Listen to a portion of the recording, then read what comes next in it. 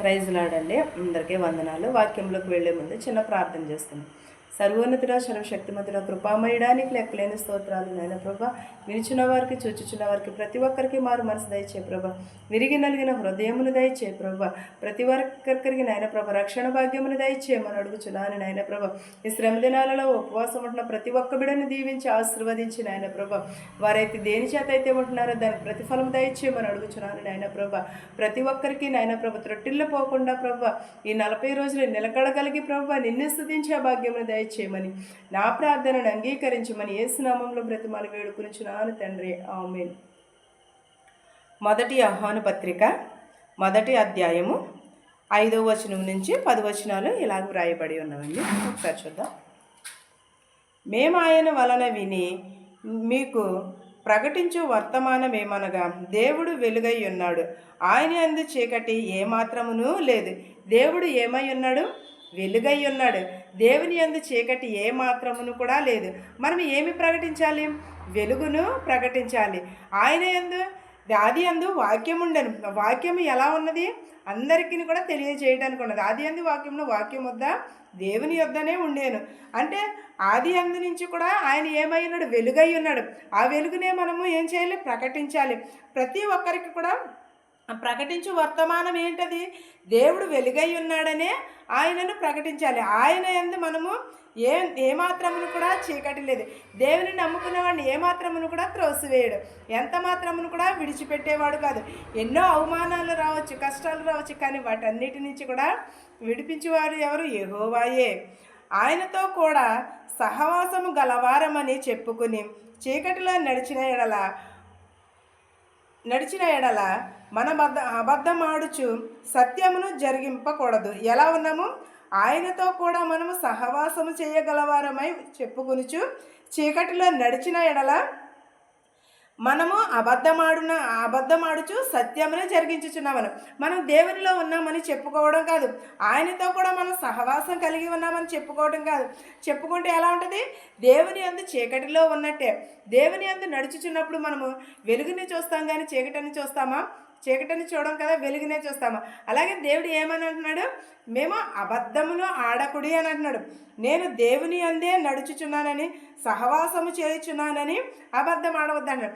చాలామంది పైకి వేషధారుల వలె ఉంటారు, కానీ లోపలంతా కుల్లి కుటత్రము, మోసము, అబద్ధాలు ఇవే జరుగుచున్నవి ఈ రోజుల్లోని. ప్రతి ఒక్కరును కూడా అవే చేస్తున్నారు. అయితే ఆయన వెలుగులోనున్న ప్రకారము మనమును వెలుగులో నడిచిన ఎడల మనము అన్యోన్య సహవాసము గలవారమై యుందుము. అప్పుడు ఆయన కుమారుడైన యేసుక్రీస్తు ప్రతి పాపము నుండి మనలను పవిత్రులుగా చేయున. ఆయన యందు ఏమి ఉన్నది? వెలుగై ఉన్నాడు. ఆయన వెలుగు సంబంధి గనక మనము కూడా వెలుగు సంబంధుల వలె ఉండాలని అడుగుచున్నాడు.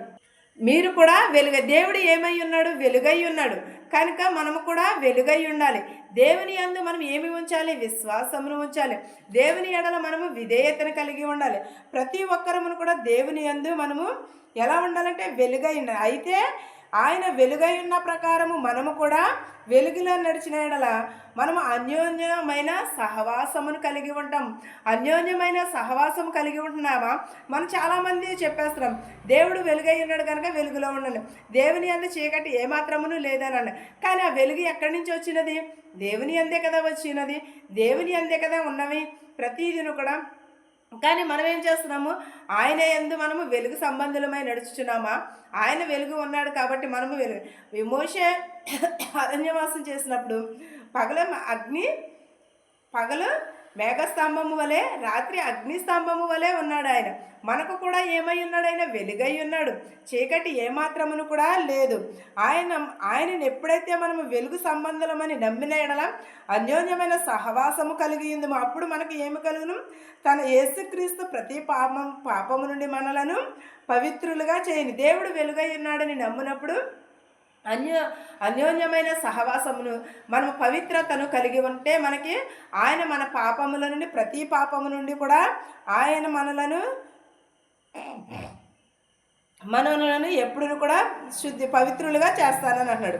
మనము పాపము లేని వారమని ఒప్పుకున్న ఎడల మనలను మనమే మోసపుచ్చుకుందుము, మరియు మనలో సత్యం ఉండదు. ఏముండదు?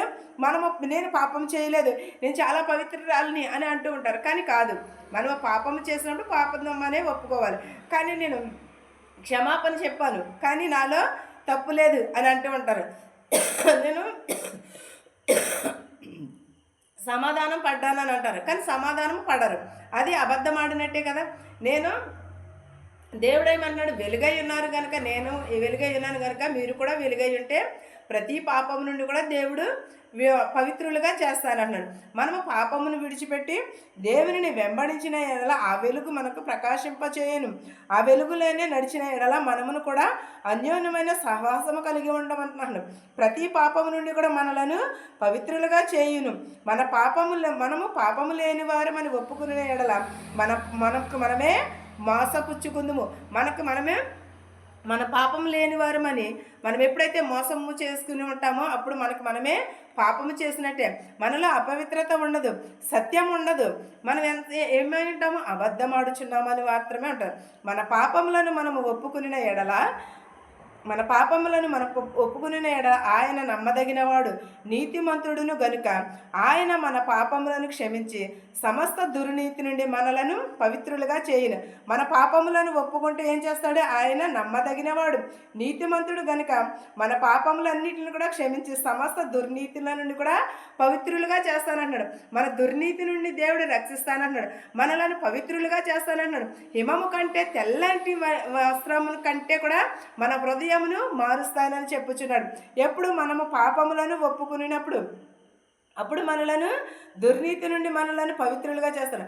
మన పాపము చెయ్యలేదని ఒప్పుకుని ఎడల ఆయనను అబద్ధకునిగా చేయవారగుదుము, మరియు ఆయన వాక్యము మనలో ఉండదు.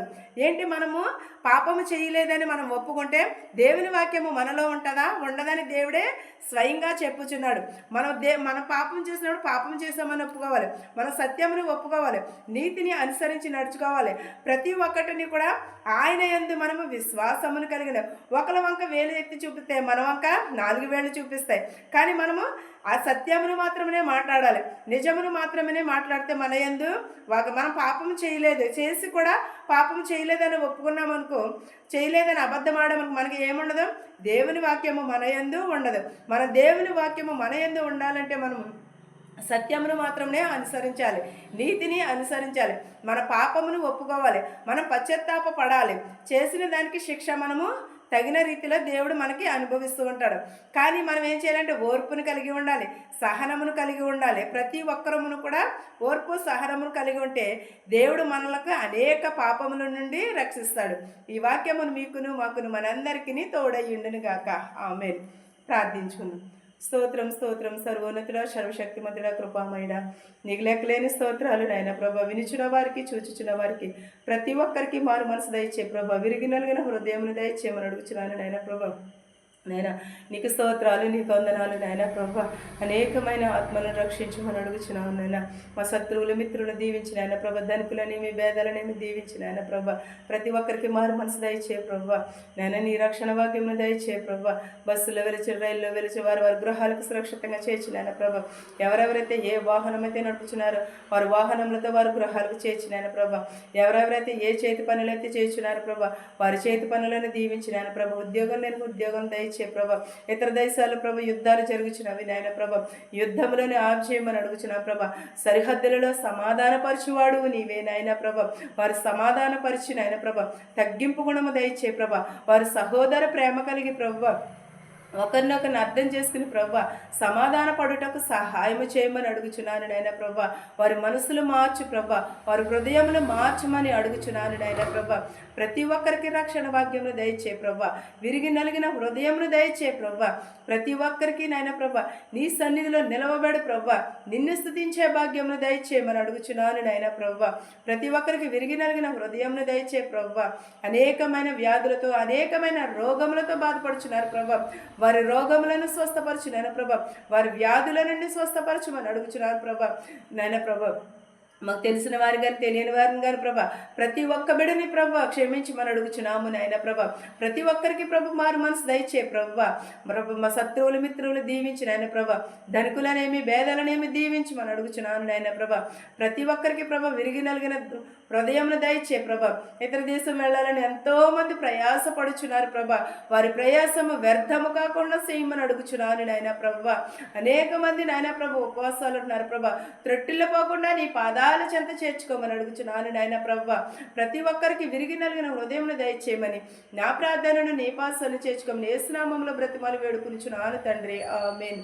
పరలోకమందున మా తండ్రి నీ నామం పరిశుద్ధపరచబడును గాక, నీ రాజ్యం వచ్చును గాక, నీ చిత్తము పరలోకమందు భూమి అందు నెరవేరినట్లును మరుదిన ఆహారం నేడు మాకు దయచేయము. మరణస్థులను మేము క్షమించిన ప్రకారము మరణములను క్షమించుము. దుష్టు నుండి శోధన నుండి తప్పించుము. రాజ్యమును శక్తియు మహిమయు నిరంతరము నీవై ఉన్నావు మా తండ్రి ఆమేన్. వినుచున్న వారికి చూచుచున్న వారికి ప్రతి ఒక్కరికి మారు మనసు దయచేయమని అడుగుచున్నాను తండ్రి ఆమేన్. ఆమేన్. అందరికీ వందనాలు.